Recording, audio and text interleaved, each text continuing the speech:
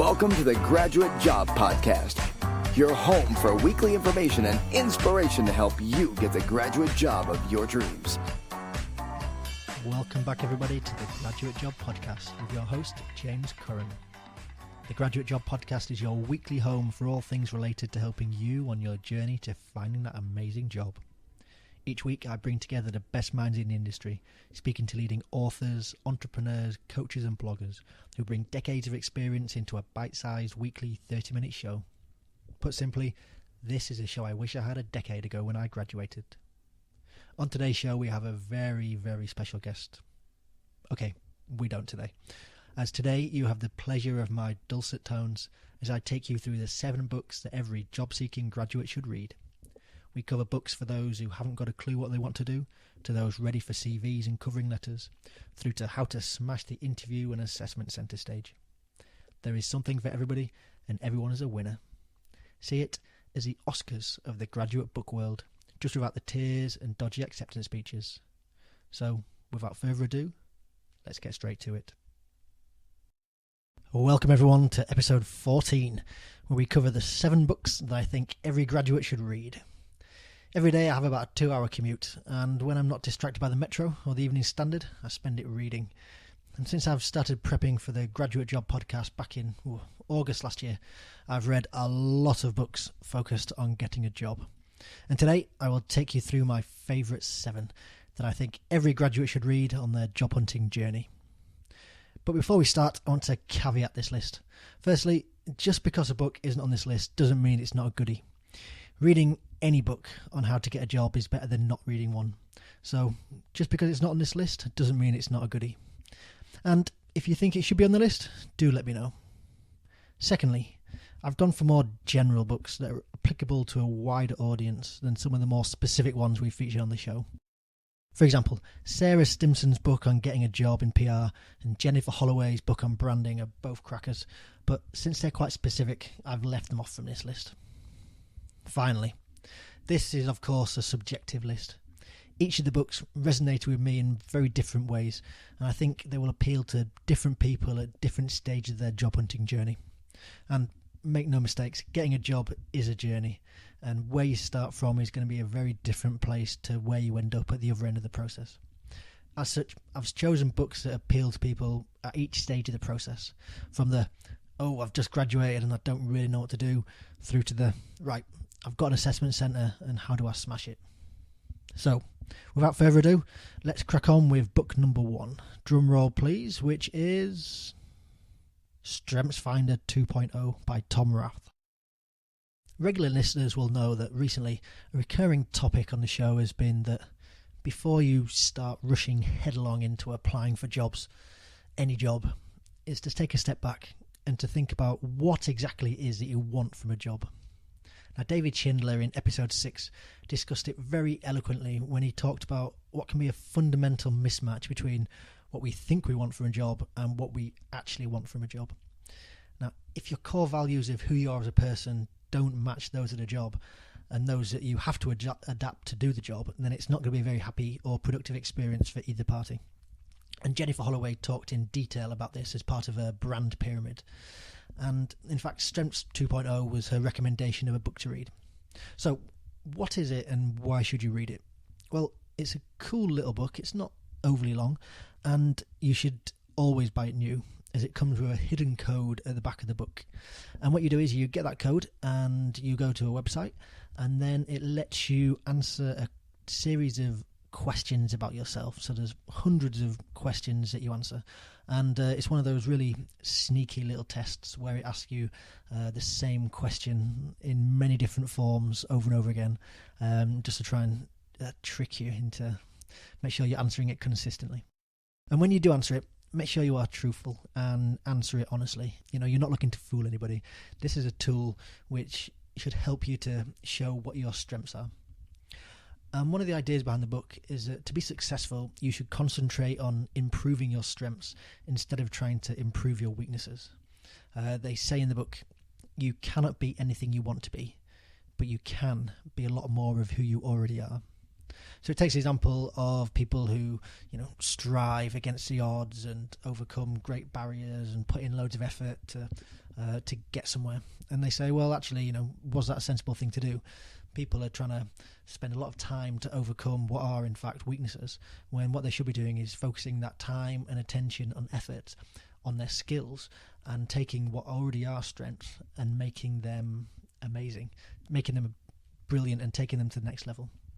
So the idea is that what you need to do is you do the test, and it tells you what your strengths are from 34 different strengths categories, ranging from achiever, activator at one end of the alphabet, through to strategic and woo, which stands for winning over others, apparently. And what it does, from these 34 different categories, it tells you which 5 categories you rank highest for, and what your strengths are. So it tells you from the test what your 5 strengths are in order of which one you're strongest at. So then, for each of those strengths, it has a description, and it tells you what that strength looks and feels like, and so you can see if that resonates with what you think your strengths are. And then also it has action tips for how to build on that strength and to make them even stronger. So when I did it, my 5 strengths were individualization, which apparently leads you to be intrigued by the unique qualities of each person. Positivity. So apparently people with that strength are generous with praise, quick to smile, and always on the lookout for the positive in the situation. A learner, so people who have a love of learning. Empathy, so you can sense the emotions of those around you. And finally, developer, so you can see the potential in others. So I guess a combination of those probably explains why I started the podcast. And I think actually they're fairly accurate. And I know when I've spoken to other people, they probably agree with those 5 strengths. So why should you read this book? As Aristotle said many years ago, knowing yourself is the beginning of all wisdom. Number 1, if you've got self-awareness of your strengths and also link that to what your values are, this is crucial at all stages of your career, but especially at the beginning. As I mentioned, for a fulfilling career, you want your strengths and values to be aligned to the work that you're doing, so that primarily you enjoy it, and also because that's when that's the case, you're more likely to do an amazing job. And if you're doing an amazing job, you're going to be rewarded, and you're just going to have more fun as well. So if you find that your strengths are, helping people and speaking to people, and then you've got a job where maybe you're doing something which is at odds with those strengths, then you're probably not going to be in a happy position. And nobody wants to be spending most of their life working in a job they're not happy in. Secondly, as I mentioned, if you know what you're good at, you can focus on making it then amazing and world class, instead of trying to get your weaknesses up to a level of probably poor to mediocre, to the level of effort that has to go into doing that. If you get those same level of effort and put it into taking what is already a strength and making it a stronger strength, it'll be easier to do, and it'll be more fun for you to do as well. And finally, in an interview, very few people can provide a good answer to the question, what are your strengths? So if you read this book, you'll easily be able to tell them, well, my top 5 strengths are X, Y, and Z. And instead, you won't be one of the person who's grasping about for an answer, trying to think what their strengths are on the fly. And if you know what you're good at, you'll be able to convey it verbally, but you'll also be able to emphasize it in your CV as well, and to really play up what your core strengths are. So that is why I recommend Strengths Finder 2.0 by Tom Rath as the first book on the list. So, moving through the job hunting journey, the next couple of books I'd recommend are for people who currently have that knot of worry in their stomach that says, how do I start my job hunt? I've graduated and I have no idea what to do. If you're in this position, the book I recommend is How to Get a Job You Love by John Lees. The reason I picked this book is I think it's ace for anybody listening who is unsure about where to start their job hunt, or if you're in a job that isn't giving you any satisfaction and you're thinking, there has got to be more to work than this. If you're in that position, How to Get a Job You Love could be perfect for you.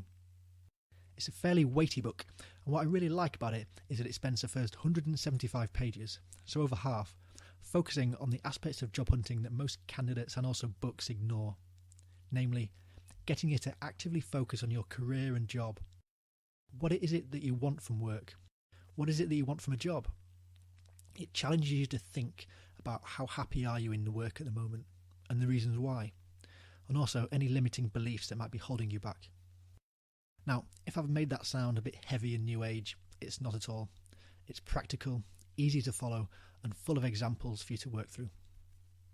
For listeners just finishing uni, the chapter Where Next After Finishing Your Studies will be especially useful, as is a chapter called Your Career Hot Buttons, which guides you through a series of questions which challenge you to think about your motivations for work.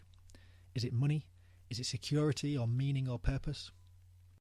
Couple an understanding of these hot buttons with the strengths from Strength Finder 2.0 and you'll be flying. So why read this book?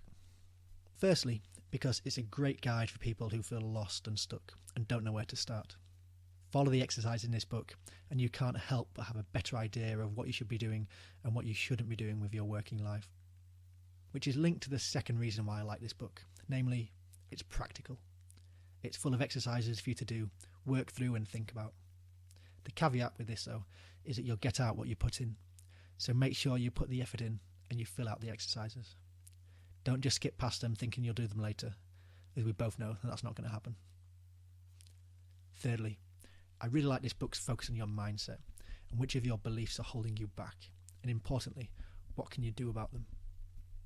It talks about the importance of language through discovering the different types of intelligence and which is strongest for you. All in all, it's a great book, and one which will help you develop the tools to plan and develop your career successfully. The third book on my list is also an excellent place to start if you don't know where to start. It's the Graduate Career Guidebook by the effervescent Steve Rook. We had Steve in on episode 4 and his passion shone through at every step. Definitely worth a listen if you haven't already done so. Steve's book is aimed at graduates and it takes them on a journey post-graduation from planning a career through all aspects of the graduate application process. So why should this book be on your bookshelf? The first reason I recommend it is, as the title implies, this book is aimed solely at graduates. It's focused on the issues that many graduates face, namely finding your path after university, taking control of your career and choosing a role and career for yourself.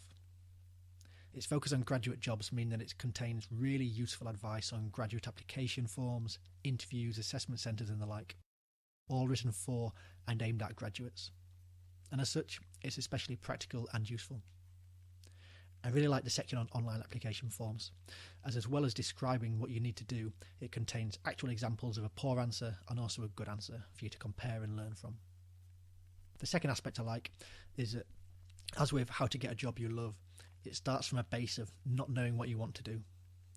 Now this is a position that many of the candidates I coach start from, being overwhelmed at the range of possibilities in front of them and feeling daunted about how to break it down and move forward. Steve's book in its initial chapters covers this well, and I like his self-assessment exercises for candidates to work through to help them crystallise their thinking about what it is that they might want to do and how they can get there. The third reason I think it's great is it contains a big section on the end, entrepreneurship. Now I think this is an often overlooked section for graduates, and most of the resources you find tend to focus graduates solely down the path of getting a job. It's never been easy for people to set up a business, particularly through the internet, and I think, speaking from a UK perspective here, as a country in the entrepreneurial stakes, we definitely lag behind other countries such as the States, with students really being talked down a path of getting a job all through school, sixth form and university. So I like Steve's section on starting your own business, as it provides a nice counterpoint to that argument. And if you are going to start a business, there will never be a better time than when you finish university and have, generalising here, no kids, mortgages, or other exciting things that might hold you back later in life. So, moving on to book number 4. So having sorted your life out, the next stage of the process for many of you will be to begin to apply for jobs. And most likely, this will begin with a CV and covering letter. For that reason, book number 4 is You're Hired: How to Write a Brilliant CV by Corinne Mills. Now, while pretty much every book on the list talks about CVs in some form, this book is exclusively focused on them, and as such goes into much greater detail on them. It's split into 4 sections which will take you through the CV writing process from a blank page to sending it off. Now section 1 Researching You, covers everything that needs to go into your CV and also the things that shouldn't be in there, and also how to highlight your skills and achievements. The second section, Matchmaking, covers how to decode job adverts and use job descriptions effectively to tailor your CV specifically to the employer's requirements. The third section, Designing Your CV, covers the nuts and bolts of what needs to go into it, from language and structure. And finally, the fourth part, How to Use Your CV, is about how to get it out there, out and about into the world, so people can see it. Now, what I like about this book and why you should read it is, firstly, I like how it goes deep into CVs, with 200 pages devoted solely to the topic. As such, it covers them to a degree that many other books don't. So if your job hunt relies heavily on having a cracking CV, then this is definitely an area where you want to focus some serious time and attention.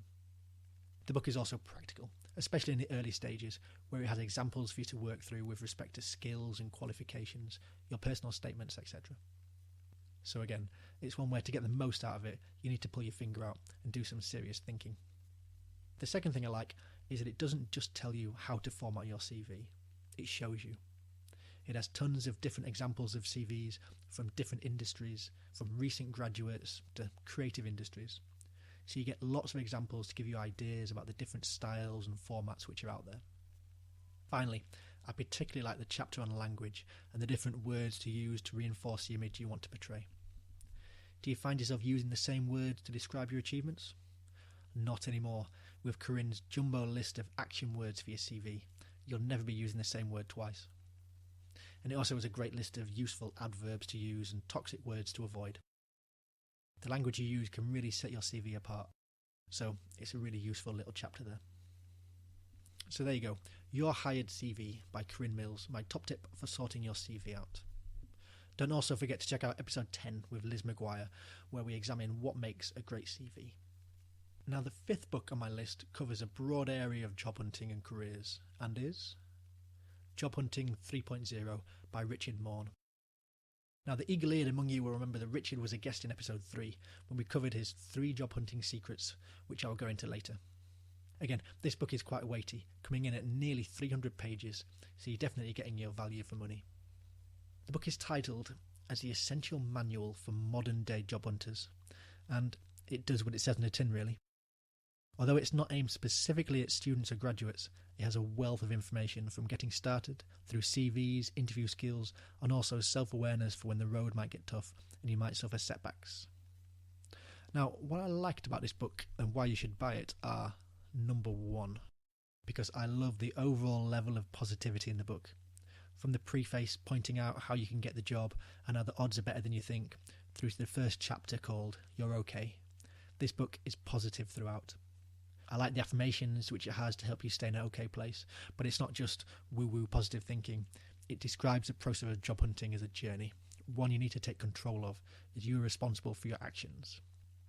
I like his comment that there is nothing more irritating to me than someone who says, "Oh, you simply must do this like this." There are no musts, oughts or should-haves, and at all times you're free to make up your own mind and feel the path that works best for you, in your country and in your situation. The second thing I love are the 3 secrets to job hunting which Richard covers, namely passion, networking and practice. We covered these in episode 3 of the podcast, so I won't go over them again, but each of them are brilliant and will really help you to accelerate your job hunt. And the third thing I like? Well, to be honest, I got a bit stuck on the third specific thing I liked, because there were lots to choose from. I like how it contains practical real-life stories. I like how it's broad and covers lots of different topics. I like how it's an easy, personable read, and I like the tools it describes to help you on job hunt. So all in all, I think it's an excellent book to add to your bookshelf. So, 5 books down, 2 to go. The first book, Strengths Finder 2.0, covers thinking you really need to do pre-applying for jobs. How to Get a Job You Love and the Graduate Career Guidebook are both excellent at helping you with where to take your career, while Job Hunting 3.0 covers the what to do with your career, but it also covers the steps of how to get there. So the next 2 books are brilliant for when you have a career and job in mind and just need the help and the specific help in how to get them. So the 6th book I recommend is definitely a case, though, of not judging a book by its cover. It's Winning That Job, a Kill or Be Killed Guide to Job Search and Interview Preparation for Students and Graduates by John Gregory. John was the first guest we ever had, so check out episode 1 on interviews if you haven't already done so. I really enjoyed this book, and once you know what job it is that you want to get, then this book is brilliant for giving you the skills and advice to go and get it. It's a big book, A4 size, and over 200 pages of just text, so there is a lot of content in there. As a caveat though, although I really enjoyed it, hence it's on the list, it might not be for everybody. There's a bit of blue language in there for the adults, and it doesn't pull any punches in its analysis of what you need to do to get the job. If you don't want to take personal responsibility for your job hunt, then this is probably not the book for you. In terms of 3 reasons why you should read it though, the first is I really like its attitude and the metaphor running through the book. As the title says, this is a kill or be killed guide. The premise is that the job market is a battleground. There are hundreds, thousands of other candidates out there who are all the same as you. They look like you, they're the same age as you, they have the same 2-1 as you, and you're in a battle with them for each job, and only the strongest can survive. The book sees each round of the application process as a battleground, where the numbers are whittled down, with only the winners left standing getting the job. It focuses on what you can do to ensure that you're one of the few winning the job. Now, this isn't a metaphor for everyone, and the book acknowledges this, but I bet that if you do like it, you will really, really like it. The second reason to read this book is that it's simply got lots of excellent content focused solely at graduates and students and the graduate application process. I've raved about the spotlight method of memorising answers for interviews several times before. Check out episode 1 if you don't know what I'm talking about. But all through the book, it's got insights and advice which are really going to make a difference to your performance, whether it's online applications, interviews or assessment centres. And finally, what I think is great is that this book doesn't just focus on getting into the big graduate schemes. Candidates I coach can obsess about getting onto big graduate schemes at a well-known firm and are almost unaware that in terms of numbers, the vast majority of jobs are with small and medium-sized firms, where the opportunities to grow and take responsibilities and develop your skills are just as large. As such, chapter 3 of John's book on how to search for jobs is really valuable, as it focuses on the hidden job market, opening up your options, being proactive, why you should ignore job adverts and instead get yourself on a short list of 1. If you currently have a myopic focus on graduate schemes, then this chapter could be really valuable in opening your eyes to opportunities that you might otherwise have missed. So get yourself an Amazon and get yourself a copy. So another book focused solely on the latter stage of the recruitment process, and my final recommendation is Now You've Been Shortlisted, Your Step-by-Step Guide to Being Successful at Interviews and Assessment Centres by Denise Taylor. As I mentioned, Denise's book focuses solely on the final stage of the recruitment process, namely psychometric testing, assessment centres and interviews. So if you're quite a way along on your job hunting journey, then this could be the perfect book for you. Denise's background in having designed hundreds of assessment centres and been the head of assessment training for major firms, combined with her work as a career coach, means she is well placed to pass on lots of great advice. And that's what she does in this book.